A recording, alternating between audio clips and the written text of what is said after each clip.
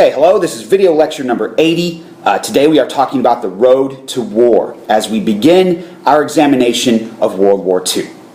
Our subsections today are the rise of fascism, isolationists versus interventionists, and finally the attack on Pearl Harbor. So World War II began on September 3rd, 1939, when Germany invaded Poland. Great Britain and France declared war on Germany 2 days later. Japan, of course, had been at war with China since 1937. For the time being, Italy, the Soviet Union, and the United States remained out of the European war. The Roosevelt administration and the American public favored both the Allies and America's non-participation in the conflict. Germany's smashing victory over France and accompanying developments during June 1940 dramatically changed, though, the international situation. Germany was paramount in Europe. Italy had then joined the war on Germany's side, and the Soviet Union continued to assist Germany as it had since the August 1939 Germany-Soviet Pact. Great Britain stood alone and on the defensive, and the Asian colonies of France, the Netherlands, which was also overrun by the Germans, and Great Britain were more vulnerable than ever to the Japanese, who continued their war against the Chinese. Alarmed by the implications of the altered international equation following France's defeat, in 1940 and 41, the Roosevelt administration moved to assist Great Britain by various means short of war, exchanging American destroyers for leases on British military bases in the Western Hemisphere in 1940, and securing congressional passage of the Lend-Lease Act, which authorized shipment of war materials to nations deemed vital to American security. And this was in 1941. Administration policy touched off heated public debate in the United States. Meanwhile, during 1940, the president added two supportive Republicans to his cabinet. Secretary of War Henry Stimson, former Secretary of War under Taft, and Secretary of State under Hoover, and Secretary of the Navy Frank Knox, the GOP vice presidential candidate in 1936. In the same year, Congress authorized sharply increased spending to enlarge and modernize the American military, and provided the first peacetime draft in the nation's history. America's new stance and ambitions led Japan, Germany, and Italy to draw closer together. In June of 41, Germany and its European allies suddenly invaded the Soviet Union. They had three motivations: to secure Lebensraum, which is territory deemed essential to the future well-being of Nazi Germany, to destroy the communist state, and to deprive embattled Great Britain of its only possible future European ally.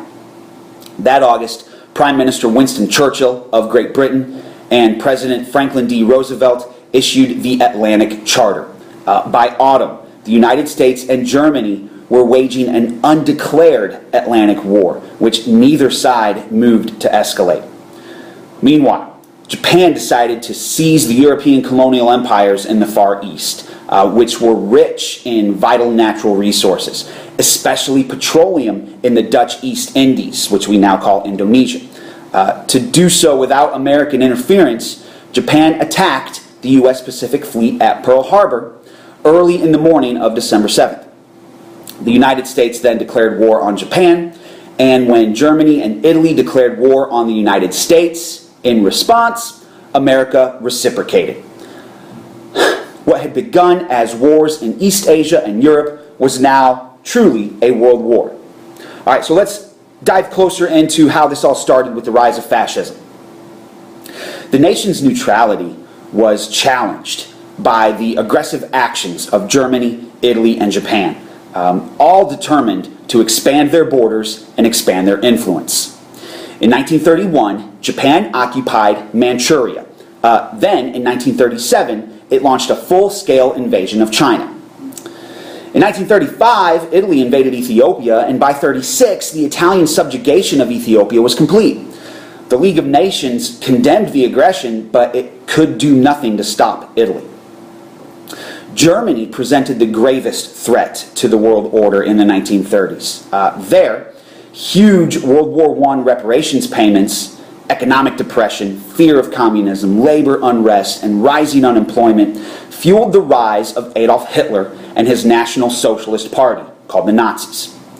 Hitler became chancellor in 1933, assumed dictatorial powers, and, as he made clear in his book Mein Kampf, which translates to My Struggle, he sought to overturn the territorial settlements of the Versailles Treaty, to restore all of the Germans of Central and Eastern Europe to a single German fatherland, and to annex large areas of Eastern Europe.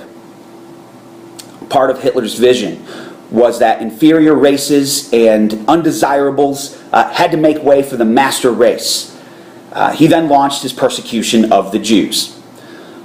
Wanting to avoid a war with Germany, Britain and France took no action. This is appeasement. Hitler's 1935 announcement of plans to rearm Germany, which violated the Versailles Treaty, met with no resistance from anybody. Germany reoccupied the Rhineland then in 1936, and later that year, Hitler and Italy's Benito Mussolini joined forces in the Rome-Berlin Axis. Also, in 1936, Germany and Japan signed a pact to create a military alliance against the Soviet Union. All right, let's go to the next section. Isolationists versus interventionists. During the early years of the New Deal, America limited its involvement in international affairs, partly owing to disillusionment with American participation in the First World War. Isolationism built in Congress and the nation throughout the 1920s. Gerald P. Nye, a senator from North Dakota, headed a congressional investigation into the profits of ammunition makers during World War I. His committee concluded that war profiteers, whom it called merchants of death, had maneuvered the nation into World War I for their own financial gain.